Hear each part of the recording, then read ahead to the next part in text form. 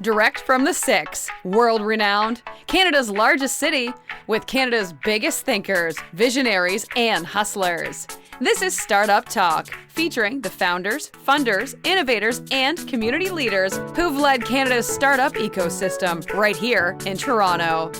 You'll hear the challenges, the failures, the successes. Toronto's Startup Podcast gives you the full story direct from the entrepreneurs and influencers who've made a difference. Now, the host of Startup Talk, the founder of TorontoStarts, the Startup Coach.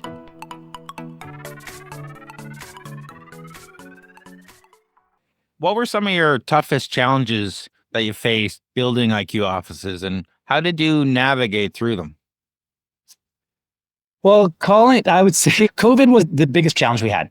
COVID, by far, was the biggest challenge we had. There was no form of any business plan that I'd ever put together that contemplated going through, a pandemic where it was going to be against the law to use our workspace if you weren't an essential service. That was not part of the equation. So I definitely was not expecting that to happen.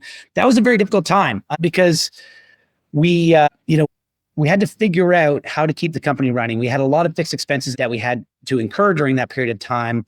We had to look at, and it was very much a learning. We had to look at what did we need to do and how did we need to make changes in the organization through that period of time to ensure that we could survive, because it was very much survival.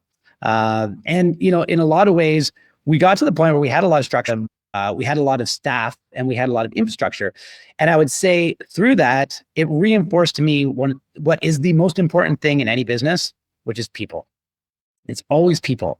And we had always invested in people, in having a high staff to member ratio, meaning that on site at a location, we would have more staff per member than you would typically see in our industry. And because of that, and the reason why we had that is because we wanted to make sure it's about the human connected experience. That's what makes our spaces special. Like what you see behind me, any architect can quantify and build. It's not that hard. Anyone can sign a lease. Anybody can replicate what you see. What you don't see is the service culture, the service mindset, and how our staff and everyone within IQ cares deeply about each other and our members.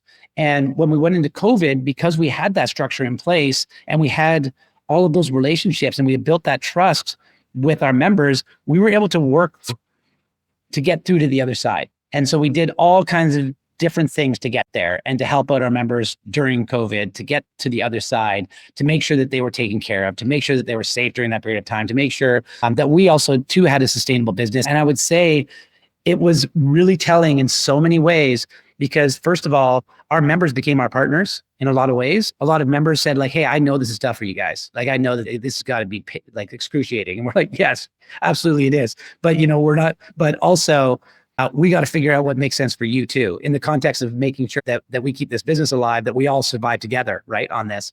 And we just had so many grand gestures of kindness through that period of time because of that. And it was all because of those relationships. It was all those investment in people during that period of time. And it just reinforced what I believe going into COVID, which is it is all about the people, and you got to create amazing experiences for each other. That's really what it's all about. We need to do that first for all of our staff. I like to say when people start at IQ, this may not be your last job, but I want this to be your best job. That's what, because we want this to be an environment that you love what you do. That's very important to us. And then by extension, that translates into a service offering for our members where they feel that caring and they feel that connection. And that's really what draws people to the office. Surprisingly, interestingly enough, and I mean, maybe it seems obvious, but it's not beautiful space. It really isn't. Beautiful space is great, but it really isn't that. It's the people. That's why people go train and drive downtown and do all and spend $20 for lunch and everything else, because they want to be around the people that they see when they're here. It's funny that you mentioned that, because I think it's a combination of the two things. I think they come because they need a place. The initial, I need a meeting room, I need a place to have a call, I'm downtown in between meetings. And then once they've tried it, they're like, oh, I'm here.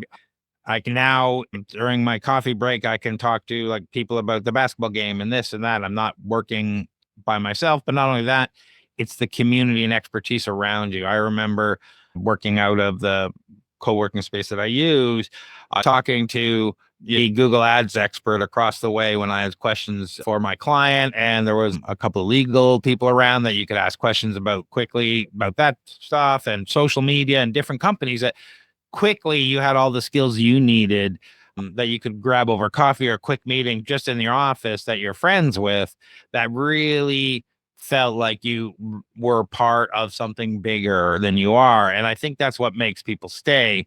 A lot of times I think they arrive because they think I need a space to work, and they realize what they really needed was all these other people.